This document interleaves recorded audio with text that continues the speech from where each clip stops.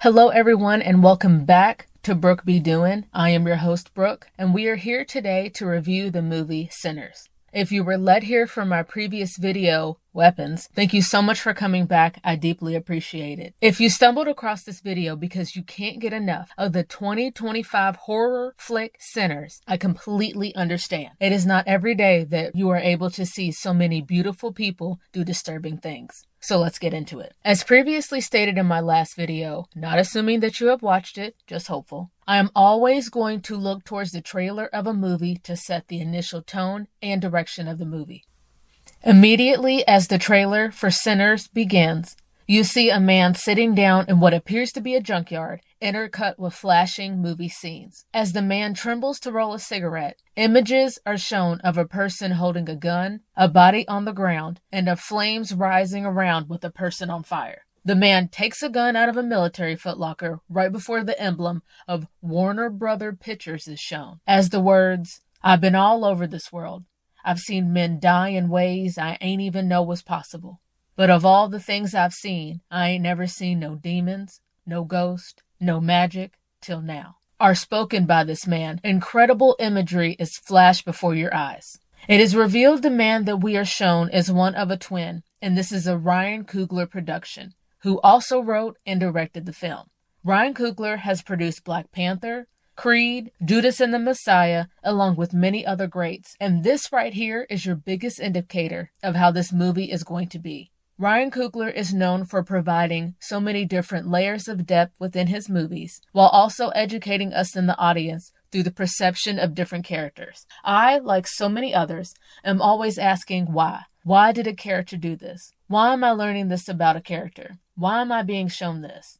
These questions continue to arise as the trailer continues by showing a man stumbling across the field and then a different man slamming open the doors of a church. There then is a scene of a small group of people standing half inside, half outside of a large barn while a large group of people surround around them. You are unable to see what the larger group of people look like because they are shown overhead and cast in darkness. A man is then suddenly banging on the door and yells, "There's some weird shit going on out here. You gotta let me in."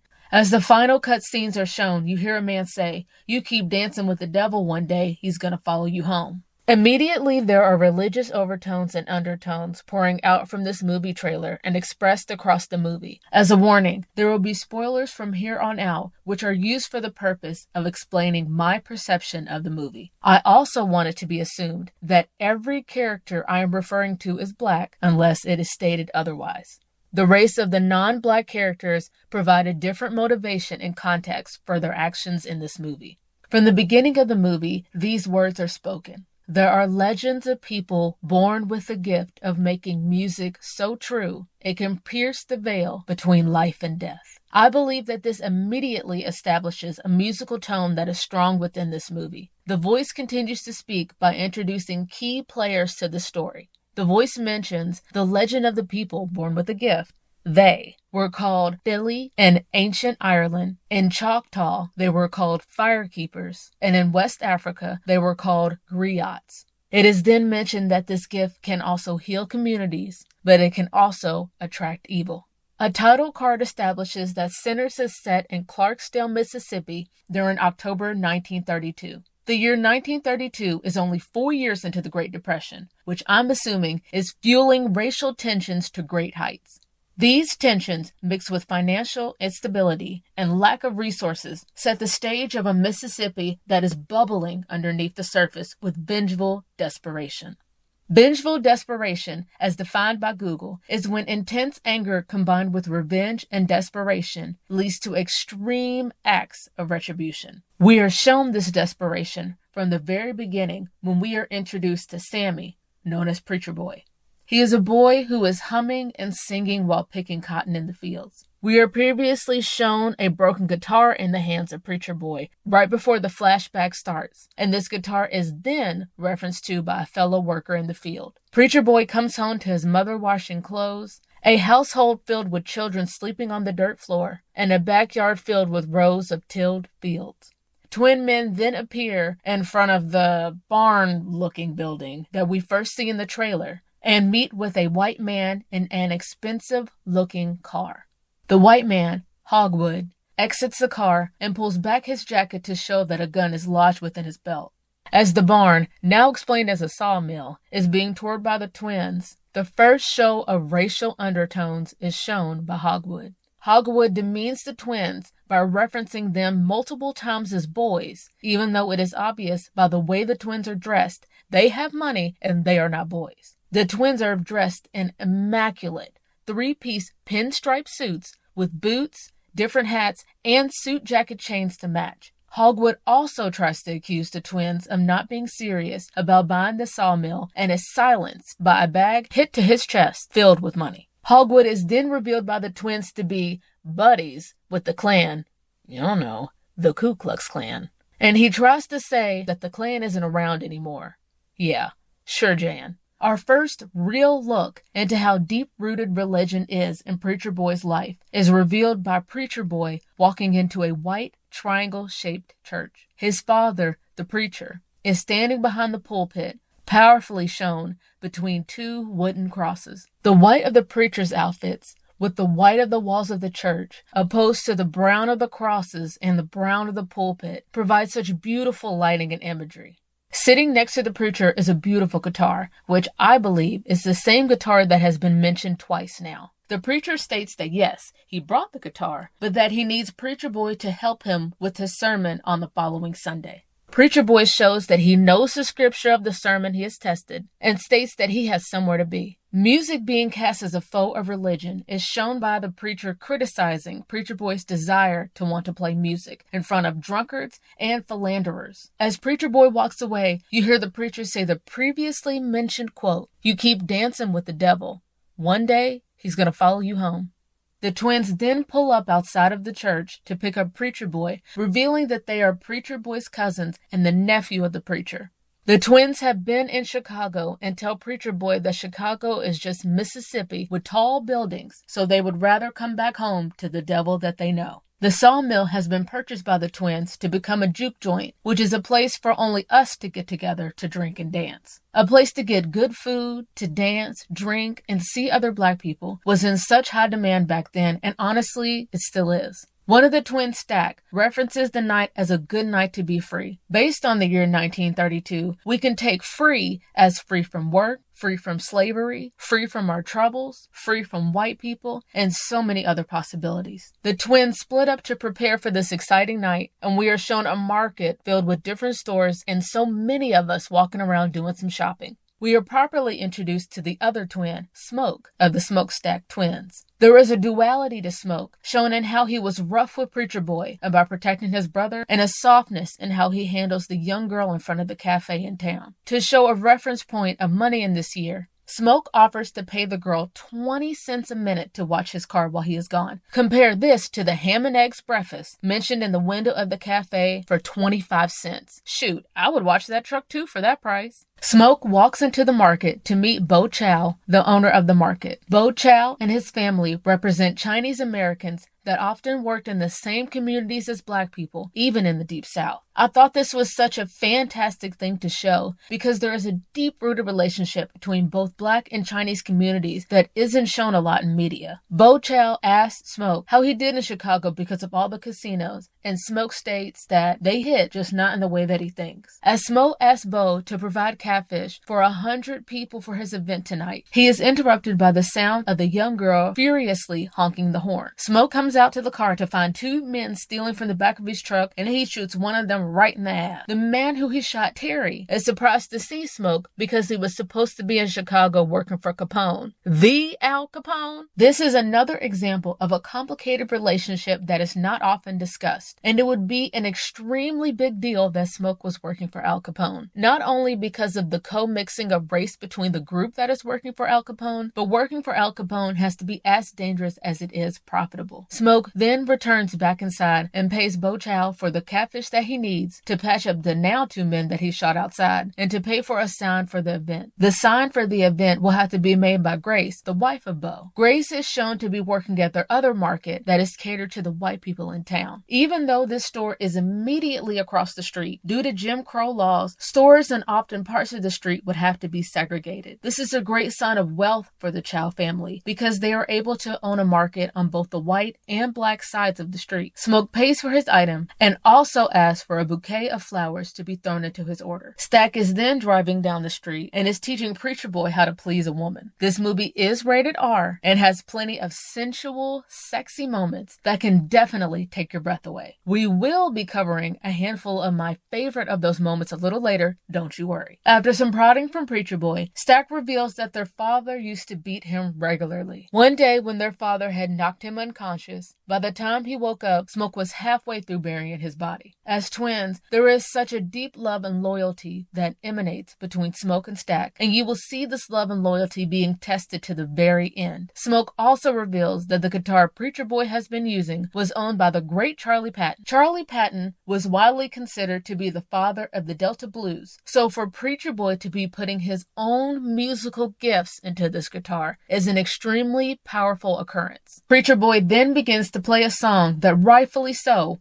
whips around the head of Stack in disbelief. Preacher Boy's singing is soulful, emotional, powerful, and so captivating that it evokes a joyous yell from Stack. Stack and Preacher Boy arrive and have to travel all the way through the white section of the train station in order to get to the black section located in the back of the train station. There they meet Delta Slim, who plays both the harmonica and the piano, but also has a little bit of a drinking problem. After offering Delta Slim $20 to play tonight, Delta Slim refuses. Delta Slim states that he has been playing at the same juke joint for the past 10 years and that he would rather take less money from a juke joint he knows instead of a higher paying juke joint that is only promised for one night. Delta then states that he plays enough to earn corn liquor for him to drink, and what more can a sinner like me ask for? It is very obvious that Delta Slim has had a hard life, and playing an instrument along with drinking probably provides him with an escape from his problem. Stack agrees with Delta and pulls out an unlabeled beer, which immediately captivates Delta Slim. Stack tells Delta Slim that it is an Irish beer from the north side of Chicago, that he can offer him $40 to play for the night and access to 500 bottles of this beer. I want to take a pause right here. During the 1930s, there were very powerful Irish-led gangs in Chicago. The year of Prohibition was between 1920 to 1930.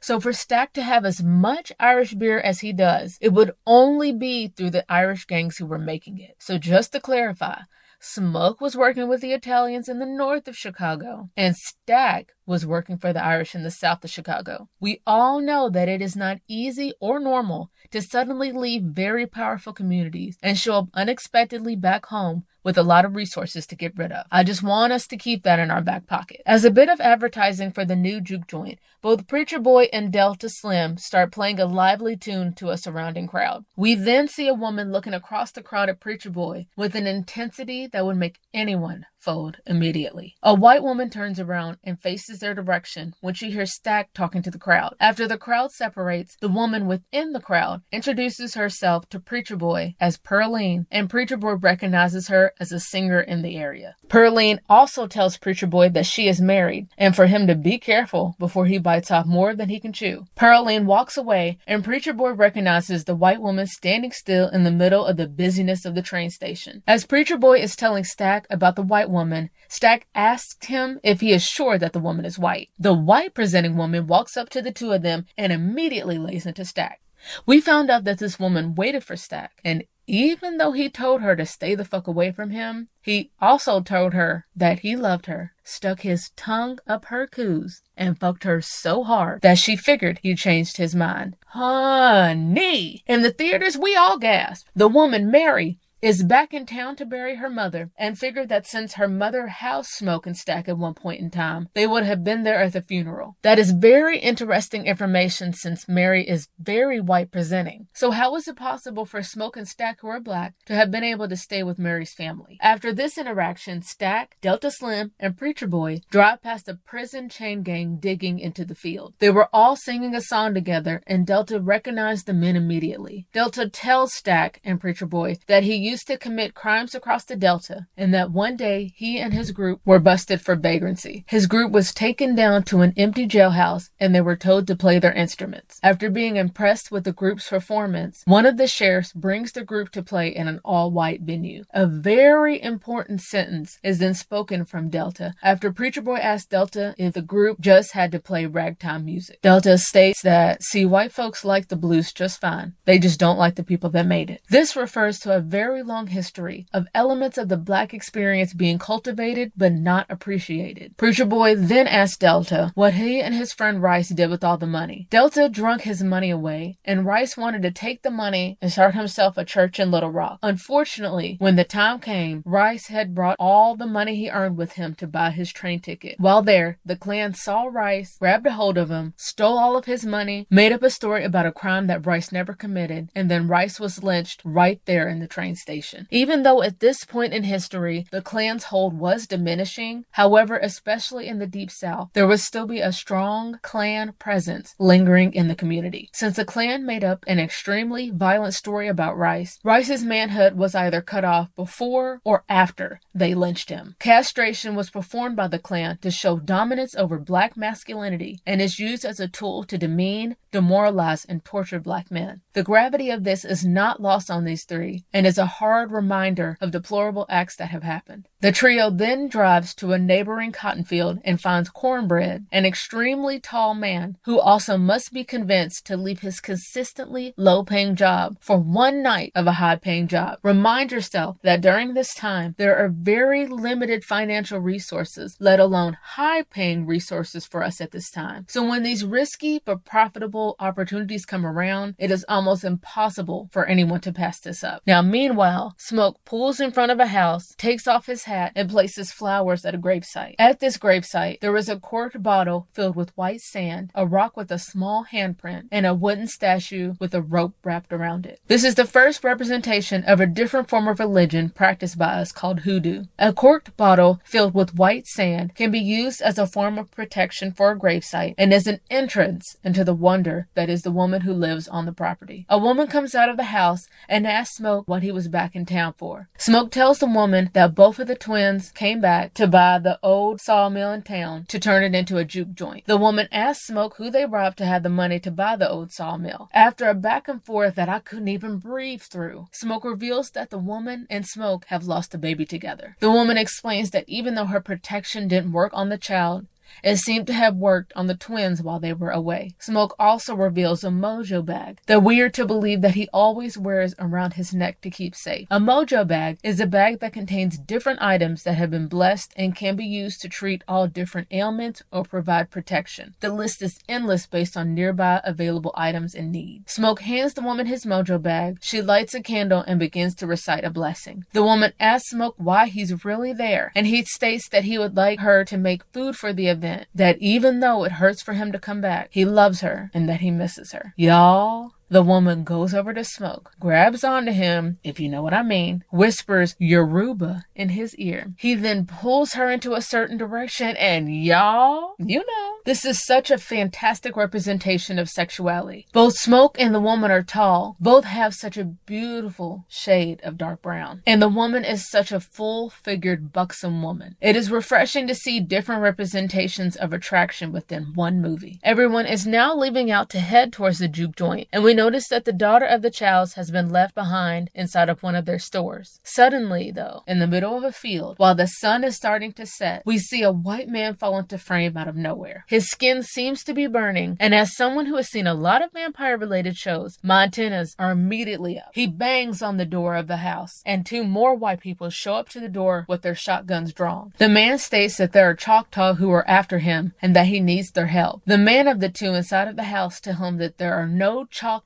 in the area, but then the man states that the Choctaw took his wife. The man then peeks inside of the house and sees a Klan hood and robe. The man offers the couple 2 gold, and then we see 2 men on horses and 2 men driving a car pull up to the same house. If you notice, there were 3 blackbirds circling the skies right above the house as the new group of men approach. The new group of men appear to be Choctaw and tell the woman of the house that they are in pursuit of someone very dangerous that might have landed on their property. As the woman calls back to the man, the speaker of the group tells the woman that the person in their house is not who he seems. The speaker also tells the woman that God forbid that you allowed him into your home, which in this case, we would need to act fast. This should be your second and third indication that something else deeper is going on here. Vampires are a class of individuals that in various stories of vampire lore can only be allowed into someone's house with permission. The man specifically describes himself as being hunted by the Choctaw, which is an interesting distinction. There is a painful, complicated history between the Choctaw and Black people, and I think it is interesting to show a complicated history between the Choctaw and white people also. The group of Choctaw leave once they see the sun start to set, and the woman goes back into the house looking for the man she was with, Bert. The woman goes into the back room and comes across the man that they let in, who is now covered in blood from nostril to neck. He tells her that Bert is all better now, and then Bert, who was laying on the floor, then gets up just fine, even though his neck is severely slashed. Both men have changes to their pupils and now have long, jagged yellow teeth. We head back, and preparations for Club Juke have been finalized, and patrons are shuffling inside back to back. A man orders a drink at the bar and is told that Club Juke has whiskey, Irish beer, and Italian wine. Irish beer and Italian wine, you say? The key characters that are inside at the moment are Smoke, Stack, Cornbread. The woman Smoke was with, she technically hasn't been introduced by name yet, Preacher Boy and Delta Slim. Pearline shows up looking ravishing and immediately catches the eye of Preacher Boy. Mary then shows up, and while she is speaking to Cornbread,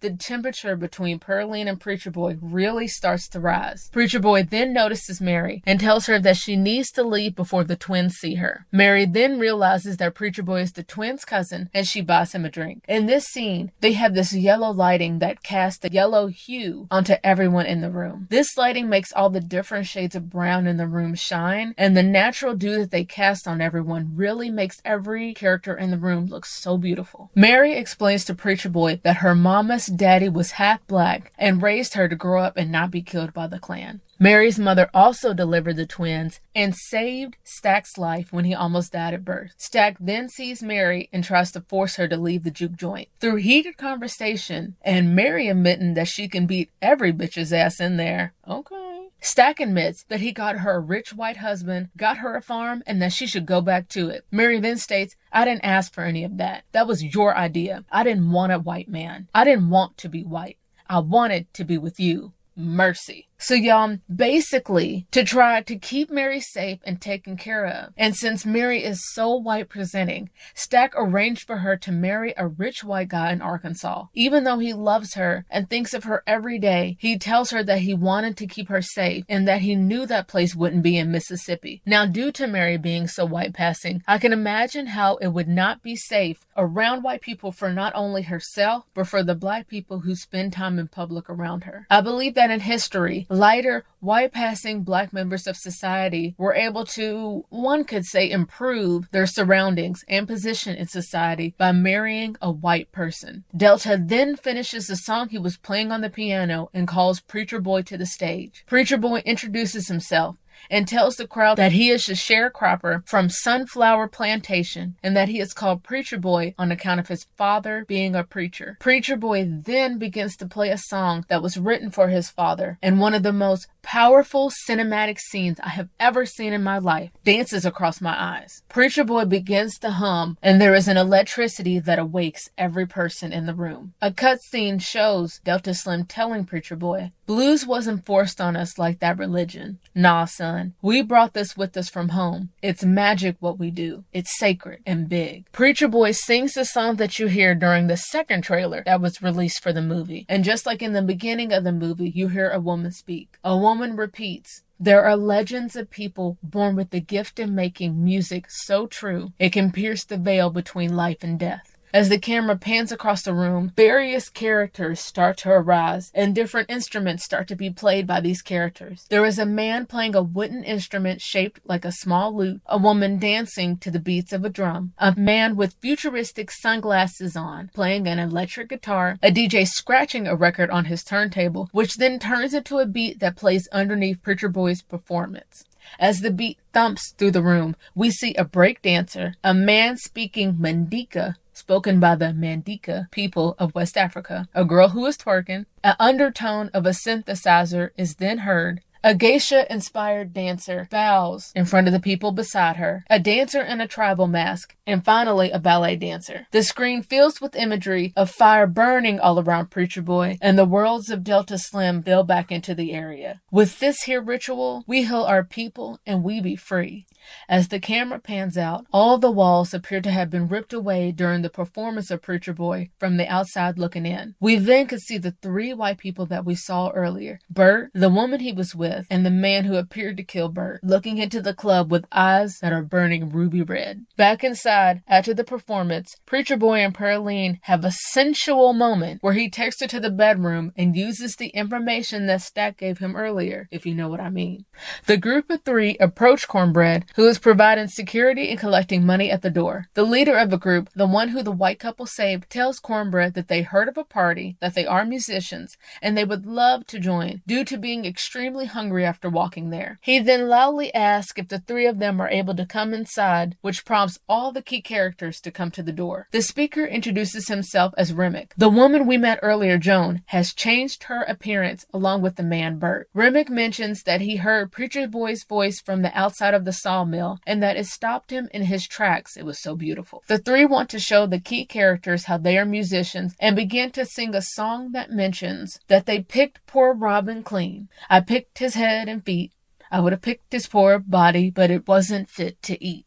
I think this is a very interesting word choice to make about picking the head, the food, and the body of poor Robin. After being told they aren't allowed to come inside, the three look across Cornbread's shoulder and ask why Mary is allowed in, and Smokes Girl states that she is in because she is family. Remick then says, how about for one night we all be family? Once again, the three are turned away at the door, and Preacher Boy and Smoke start to have a conversation about what Preacher Boy wants to do with his life after tonight. According to Smoke, there is a small town in Mississippi called Mound Bayou that is exclusively black owned and is where all the proper black folks go. At the same time, Mary and Stack are having a conversation concerning the finances of the sawmill. Stack tells Mary that they won't have enough money to continue due to the customers in town paying with plantation money and not actual dollars. Plantation money, I believe, can only be used at specific stores and isn't equal at all to actual currency. Mary then comes to the realization that the reason why they have Irish beer and Italian wine is because the twins worked together in Chicago to rob both the Irish and the Italians, pitting them against each other so that the twins could open up shop back home in Mississippi. Preacher Boy tells Smoke that he isn't going to Mound Bayou, and Smoke threatens that if he finds out that he plays in another juke joint, he will kill him himself. Mary then offers to go outside to talk to the group of white people, since they offer to spend a lot of money if invited inside. Mary goes outside to speak to the three white people who are still hanging around, strumming a tune that they all know. After finishing their song, Mary asks the three if they really have money to spend, and Bert hands her multiple gold coins. Remick states that the coins are from a different place and from a different time. Remick tells Mary that he can tell that her soul is sad and needs to be healed from loss of love. Remick also tells Mary that he wished he could have met her mother before she passed so that he could have saved her from her fate. He then tells Mary that it's not too late for her to be saved from her fate, while his eyes begin to glow red and drool starts to spill out of his mouth. Even though Mary pulls out her gun and temporarily halts him, as soon as she turns her back, you can see the glow from Remick's eyes in the night and him fly upwards. As Pearline starts to sing, Mary walks back inside to Cornbread guarding the door. Mary asks Cornbread, "You gonna let me in or just sit there blocking the door?" Remember what we said earlier about vampires needing permission to be let in, y'all. Cornbread lets her inside, and Mary seems to float right onto the dance floor with a certain spring in her step. Delta Slim then walks up to the entrance/exit, and Cornbread asks if Delta Slim could watch the door while he goes to the bathroom. Cornbread then goes out into the woods, where I'm sure the group of three are still waiting. If you notice, slowly but surely, the key characters are being infiltrated by Remick one by one. Mary immediately goes to find Stack and hands him the stack of gold coins. Mary then kisses Stack, and Stack refuses to kiss her back on account of Mary being someone else's. Mary then tells Stack, "You rob planes and trains, but you can't steal this pussy for one night?" Mary, Mary, Mary. I would have passed away right there.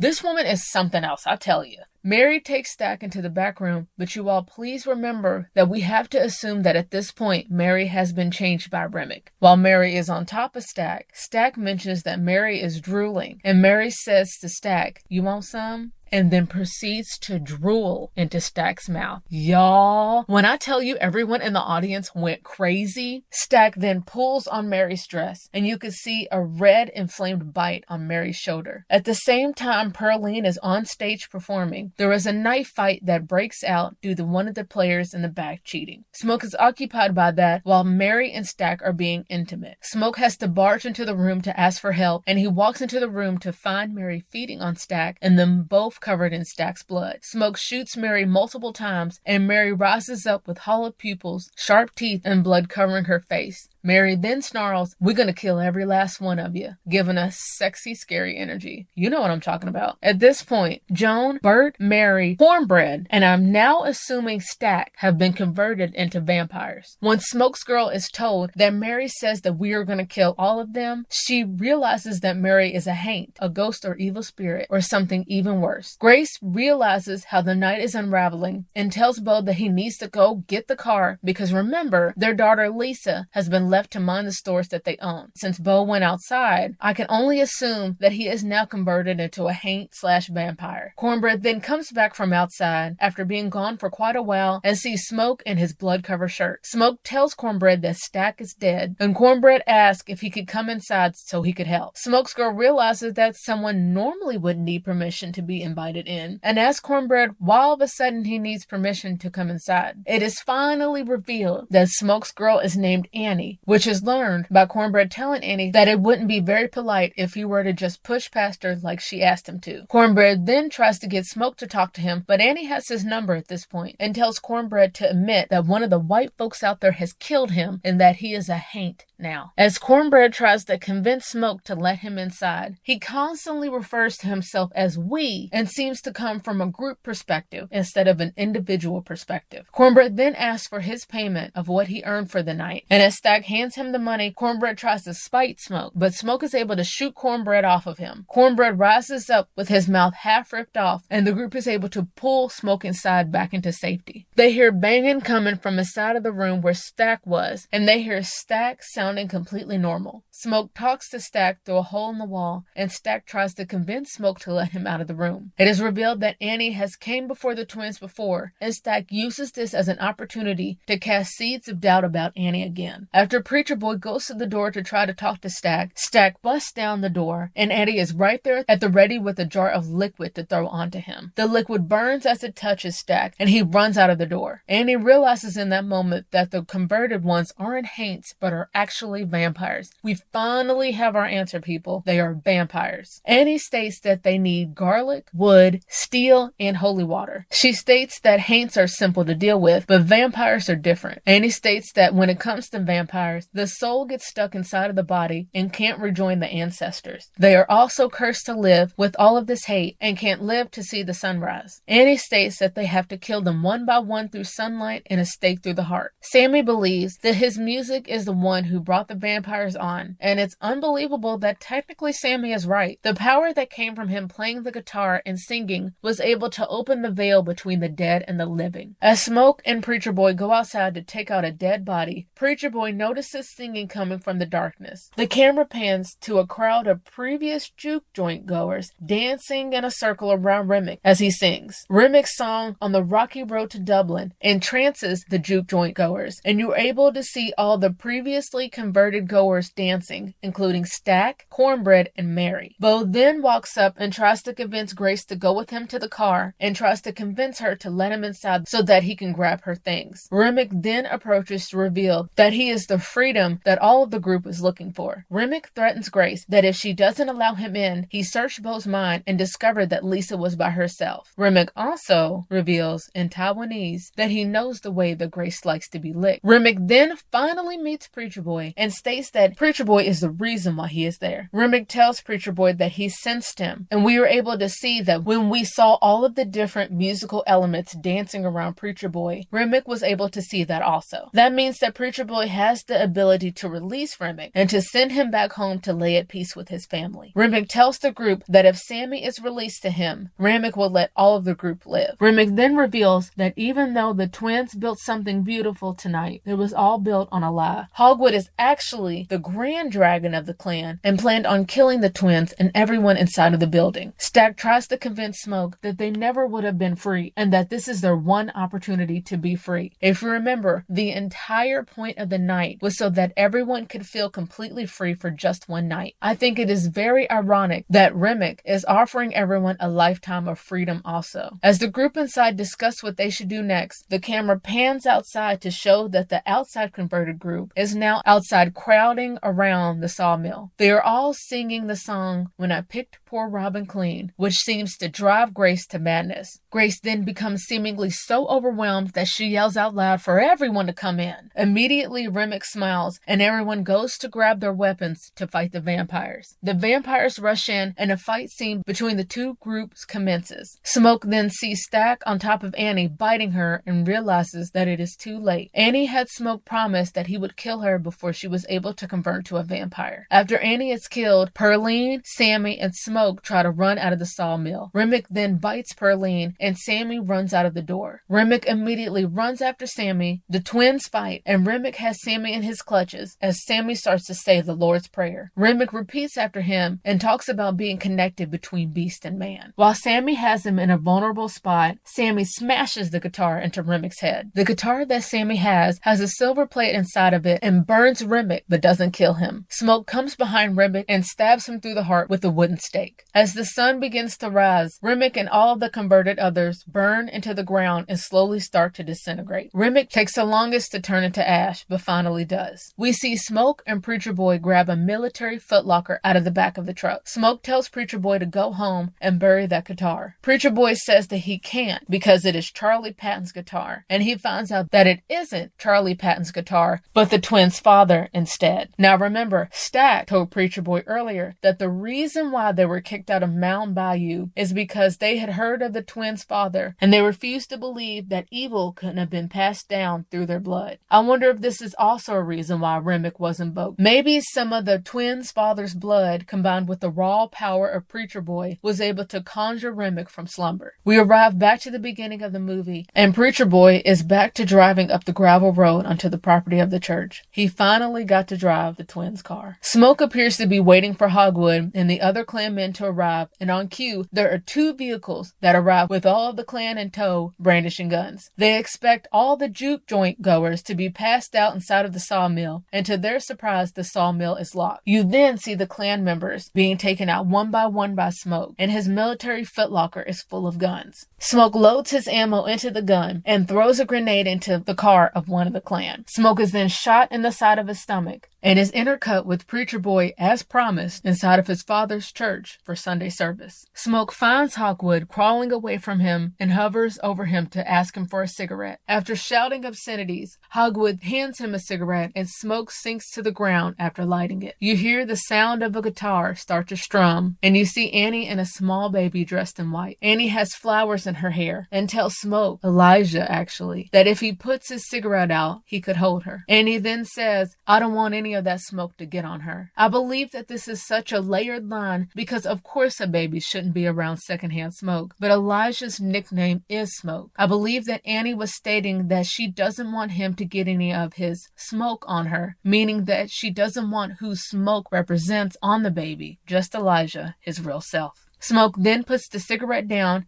and Hogwood promises to pay Smoke a lot of money if he saves his life. Smoke then grabs his gun and finishes Hogwood once and for all. Their beautiful baby girl is placed back into the arms of Smoke, and all three of them are back together again. Preacher Boy is now driving away with just the neck of the guitar, and you can see the fresh claw marks left behind by Remick on his face. You then see an older man with the same placement of scars on his cheek and a title card that says Chicago, Illinois, October 6, 1992. This is 60 years later. The man is now playing a beautiful yellow and white guitar, and there is a neon sign in the background that reads Pearlines. The end credits roll in, and there are 2 featured end credit scenes. The first cutscene reveals very important information, while the second cutscene features more singing from Preacher Boy. As the older man is sitting at the bar, you can see in the reflection of the mirror behind the bar that the older man has no reflection. Even as other customers walk behind the man, you can see their reflection, but never the older man. Another man walks up to him and tells him that he has 2 people that are demanding to see him, and the couple even paid $100 for access to him. In walks in Mary Stack, looking as stylish, powerful, and supernatural as ever. Since Mary's sunglasses were pulled down, her vampiric eyes glowed in the dark-lit bar as they approached the older man. As Stack and Mary sit down, you realize that you can't see either 3 of their reflections in the mirror behind the bar. The man asks Stack how, and Stack reveals the older man to be Preacher Boy, that he, Stack, must have been the one person that Smoke couldn't kill, and that Smoke made Stack promise that he would stay away from Preacher Boy to live out the rest of his life. Stack then leans in and smells the air around Preacher Boy and tells him that it won't be too much longer now, huh? Dude, I would have been like, dang, you didn't have to tell me that. Stack offers to convert Preacher Boy. Stack asks Preacher Boy if he still has the real inside of him. And Preacher Boy plays both Mary and Stack the first song that he ever sung for Stack while he was driving him. As Mary and Stack depart from Preacher Boy states that even though he wakes up once a week in a paralyzing state regarding that night, before it all transpired, that night was the best night of his life. Stack says that he agrees because it was the last time that he saw his brother, it was the last time that he saw the sun, and that just for a few hours, we were all free. Free. There's that precious word again. Y'all, if you made it all the way to the end of this movie review turned recap, I thank you so much for being on this journey with me. If you all do not mind it, if the movie demands a certain level of detail and explanation, I would be honored to do the work. I cannot recommend Sinners enough, and it is such a thought-provoking film. If you were led here by my last video, Weapons, I did say that I was going to explain the similarity between the movie Weapons and the movie Sinners. I believe that both movies have you thinking that the movie will go down one direction and then carefully lays a framework which allows you to focus in towards that one direction and then shows you that that's not what this movie is about at all. I think in that way there are those similarities.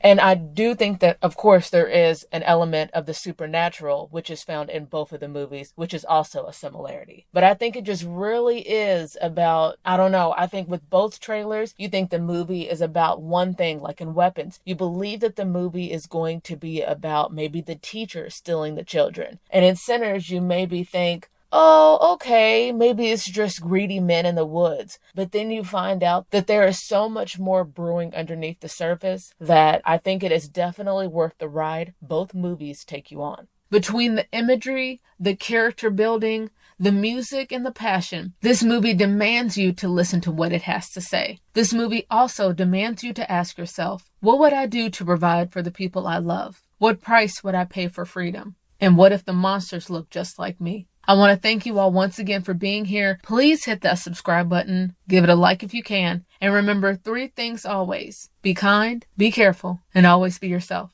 Good night, folks.